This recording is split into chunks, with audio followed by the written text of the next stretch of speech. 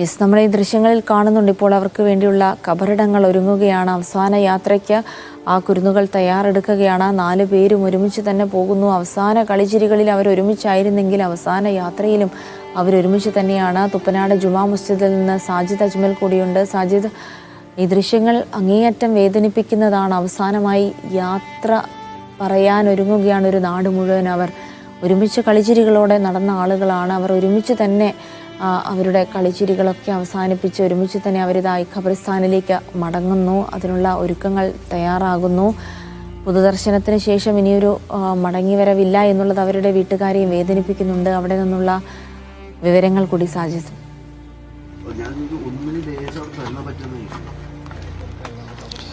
ജിൽസി, ഒരുമിച്ച് കളിച്ച് വളർന്ന് പഠിച്ചവർ ഒരുമിച്ച് യാത്രയാക്കുകയാണ്.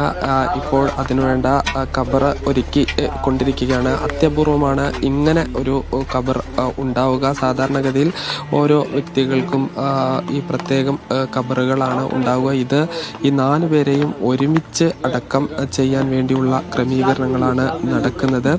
ആയിഷ AS, റിദ ഫാത്തിമ, നിദ ഫാത്തിമ, ഇർഫാന ഷെറിൻ ഉൾപ്പെടെ ഉള്ള 4 പേരെയും ഒരുമിച്ചാണ് ഖബറടക്ക ചടങ്ങുകൾ നടക്കുക.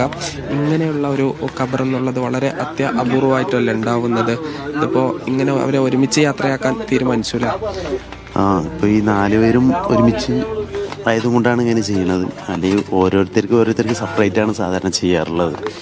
ഇതിപ്പോൾ ഈ 4 പേരും ഒരുമിച്ചായതുകൊണ്ട് അവർ 4 പേരും ഒപ്പം വളർന്ന കുട്ടികളല്ലേ, അതുകൊണ്ടാണ് ഇതിങ്ങനെ ചെയ്യുന്നത്. അപ്പോൾ ഈ ഓരോ മയ്യത്തുകൾ ഇങ്ങനെ ഒരേ സമയം തന്നെ അങ്ങനെ ഒരേ സമയമാണ് ചെയ്യുന്നത്. ജിൽസി, സാധാരണഗതിയിൽ ഒരു ഖബർ അതിന് കുറച്ച് മാറിയാണ് മറ്റൊരു ഖബർ. ഇത് ഒരു ചുമരിൻ്റെ ആ ഒരു മൺതിട്ടയുടെ വ്യത്യാസം മാത്രമാണ് ഉള്ളത്. അവർ ഈ ഏതാണ്ട് ഒരേ പ്രായക്കാരാണ്, ഒരുമിച്ച് കളിച്ച് വളർന്നവർ, അയൽവാസികളായ കുട്ടികൾ, ചെറുപ്പം മുതൽ തന്നെ ഒരുമിച്ച് പഠിച്ചു വളർന്നവരാണ്. അവരുടെ മരണവും ഒരുമിച്ചായി. ഇപ്പോഴവരുടെ അന്ത്യയാത്രയും ഒരുമിച്ചാവുകയാണ്. ഈ ഒരു മൺതിട്ടയുടെ വ്യത്യാസത്തിൽ 4 പേരും ഈ ഒരുമിച്ച് യാത്രയാകുന്നു. അതിനുള്ള ഒരുക്കങ്ങൾ എല്ലാം തന്നെ പൂർത്തീകരിച്ചു. ഇന്നലെ രാത്രി വൈകിയും ഈ ഖബർ കുത്തുന്ന പ്രവർത്തനങ്ങൾ നടന്നിരുന്നു. അത് ഏറ്റവും അവസാന ഘട്ടത്തിലാണ്. പൊതുദർശനം 10 മണിയോടുകൂടി അവസാനിപ്പിച്ച് ഏതാണ്ട് ഈ മയ്യത്ത് നമസ്കാരം കഴിഞ്ഞ് 10:30 തന്നെ ഖബറടക്ക ചടങ്ങുകൾ ഉണ്ടാകും. ഇന്ന് വെള്ളിയാഴ്ച കൂടിയുള്ളത് കൊണ്ട് ജുമുഅയ്ക്ക് മുൻപ് തന്നെ എല്ലാ ചടങ്ങുകളും പൂർത്തീകരിക്കണം എന്ന് തീരുമാനിച്ചിട്ടുണ്ട്. അതിനുവേണ്ടിയുള്ള നടപടിക്രമങ്ങളാണ് പുരോഗമിച്ചു കൊണ്ടിരിക്കുന്നത്. എന്തായാലും അവരുടെ അന്ത്യയാത്രയും അവർ ഒരുമിച്ചാണ്.